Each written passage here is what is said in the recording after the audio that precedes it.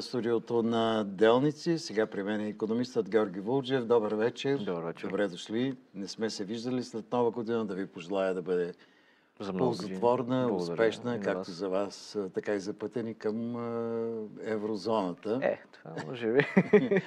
Така е да кажа, че сте главен редактор на експертния клуб за икономика и политика. Да.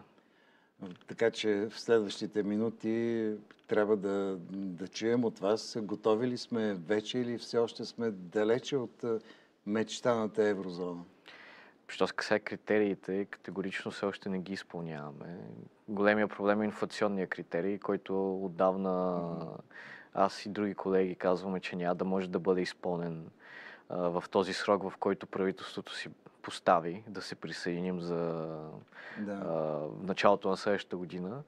И данните много ясно го показват. То в момента на практика критерия, в който трябва да се впишем, последните данни е 4,4% годишна инфлация, а у нас тя е 8,6% за последната година.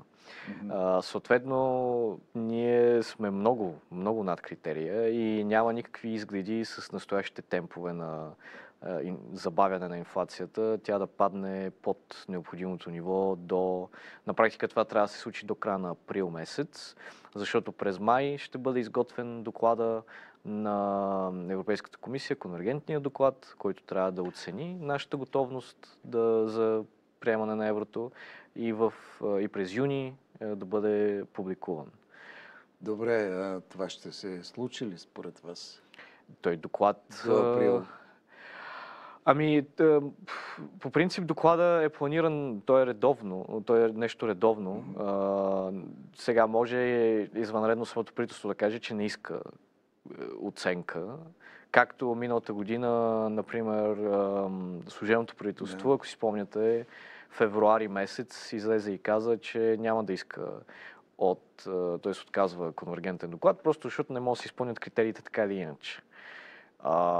Възможно е настоящото редовно правителство пак да вземе някакво такова решение. Не е задължително, ще видим как ще се развият нещата. Това е детайл. При всички положения критерия е на 99% сигурно, че няма да бъде изпълнен в рамките на следващите няколко месеца. Съответно няма как да се присъединим и на 1 януари следващата година. Да, но все пак, защо тогава премиера говори, че 1 януари 2025 година е реална дата, после пък се коригира, каза, че това е възможно да стане в средата на годината. Той омекна малко. Според мен това, което се е случило... Икономисти го опровергаха, че в средата на годината почти никога не се е случвало някоя държава да бъде приета. Не почти никога, никога. Наистина никога не се е случвало, да. И няма такава практика, той има и куп чисто такива технически затруднения, които биха се случили, особено по отношение на фирмите. За бизнеса би било много по-трудно, просто поради начина, по който работят всички бизнеси от счетоводна гледна точка, от гледна точка на фискалната година. Точно в средата на годината да ги накараш на практика да си сменят валутите, създава огромни чисто технически затруднения за тях и то самия бизнес ще каже, не, моля ви се, просто го мръднете за до година. Допреди няколко седмици дори, позицията на правителството беше, че категорично е реалистична дата 1 януари.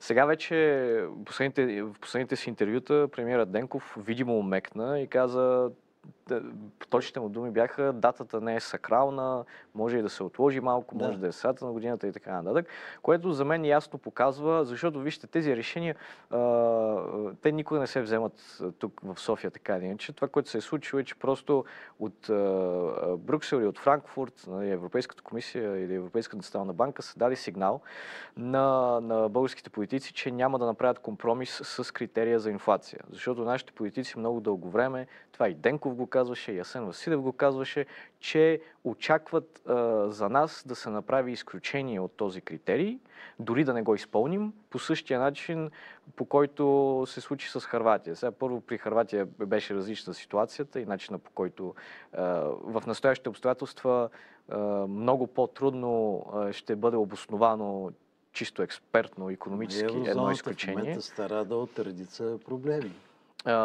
И в момента няма на лице такива обстоятелства, които да могат да позволят да се опита дори Европейската централна банка да ни даде такова изключение.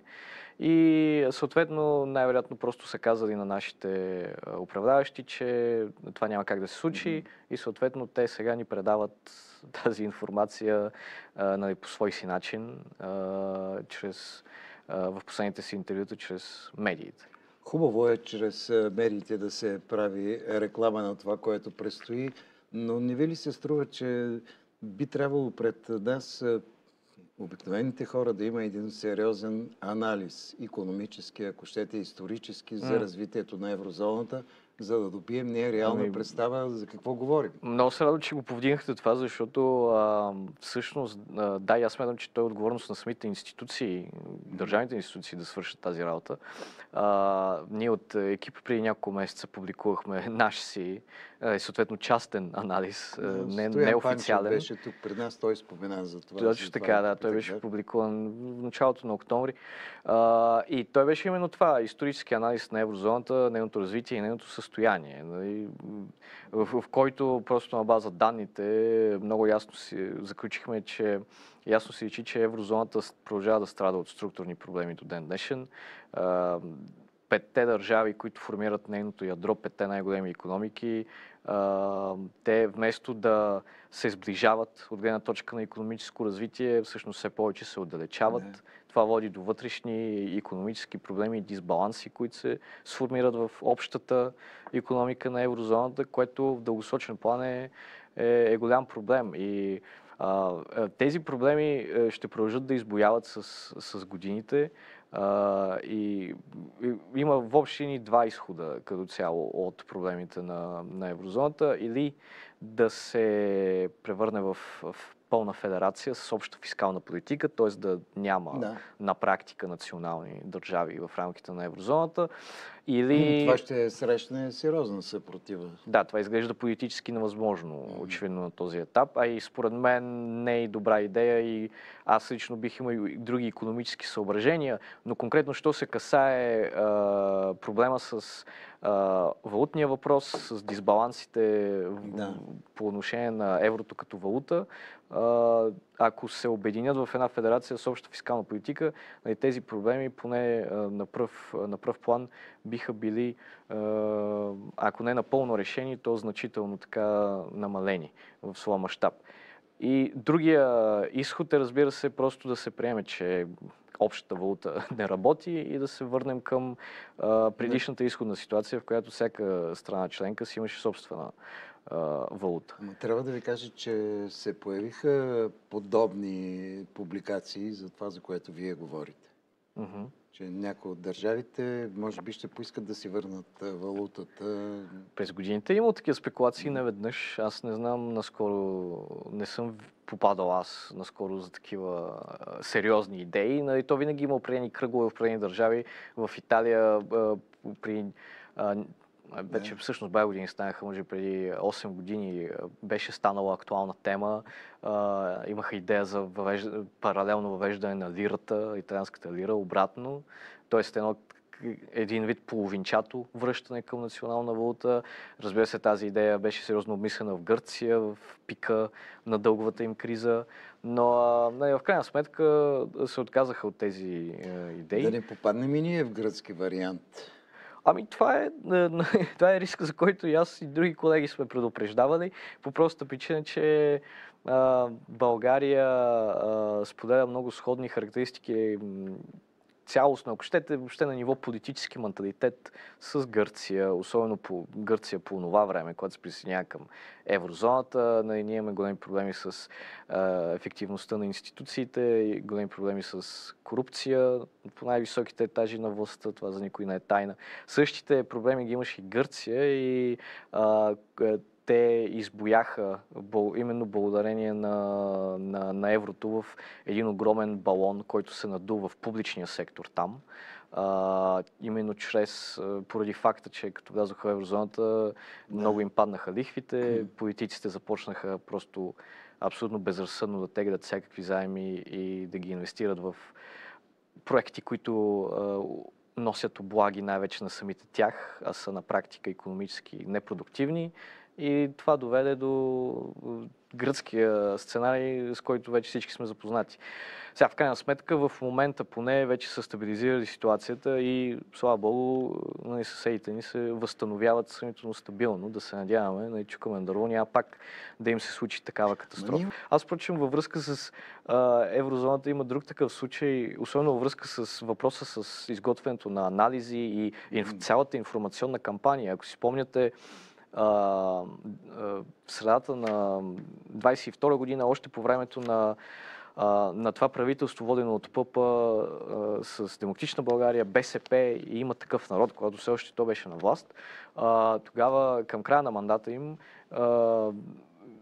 Асен Василев обеща Министерството на финансите заедно с БНБ да изготви подробен доклад за всички плюсове и евентуални минуси от присъединяването на България в еврозоната. Къде е този чисто доклад? икономически план. Много добър въпрос. Защото до ден днешен, не само, че никой не го е виждал, но то спрях напълно да се говори за него. Нито един политик, нали, освен понякога от опозицията, не повдига, но силно от управляващите вече никой дори не споменава за такъв анализ, какъвто и да е. В медиите също, нали, не съм видял журналисти да питат Асен Василев, самият той го беше обещал. Той беше обещал, че ще е готов такъв доклад до есента на 2022 година, а ние вече сме 2024. Да, Асен Василев трябваше тези дни да обясни тази афера имотната.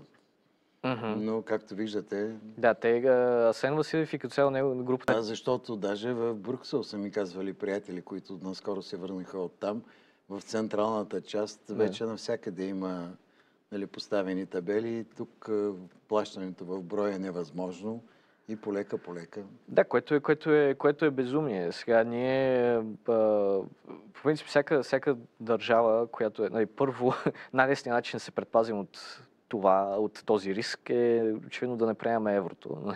Това може да го добавим към редицата други, още по-големи макроекономически рискове от присъединяването. И това е, разбира се, нов такъв риск, ако Европейската централна банка реши да върви към пълна дигитализация на разплащанията, защото вижте, дори това да е по-удобно, хората трябва да имат правото да се разплащат в брой. То си е право на избор по какъв начин. Като казахте правото, още нещо. Не знам, може би сте наблюдавали тези репортажи в някои български магазини. Да. Вече част от стоките са обявени в евро и в лева, но в лева са закръглени нагоре малко.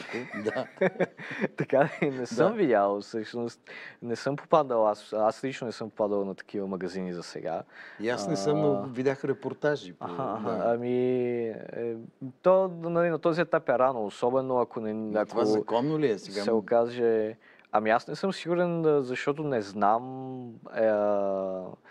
Това предполагаме инициатива на самите магазини, защото не знам да има от Министерството на финансите все още инициирана инициатива в тази посока да започнат да се дублират цените в магазините. По просто причина, че това ще се случи чак когато имаме одобрение от Европейската комисия. Но виждате ли, закъсняват и рекламните кампании. Хората трябваше да ги знаят всичките тези неща.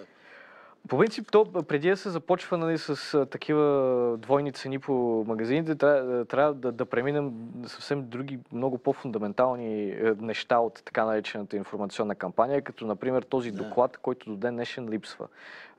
Това трябваше да бъде първата и най-важна стъпка, да има такъв доклад, да бъде публикуван съвместно от Министерството на финансите и БНБ и да бъде обсъден с българската общественост и, разбира се, с частни експерти. Така е. Ще продължим тези разговори. Не успях да ви задам един въпрос, за който ме помолиха, но следващия път може да продължим, да. Да. Става въпрос за пасивния доход, но за това ще поговорим в следващото гостуване. С удоволствие. Благодаря ви много. И сега е време за реклама.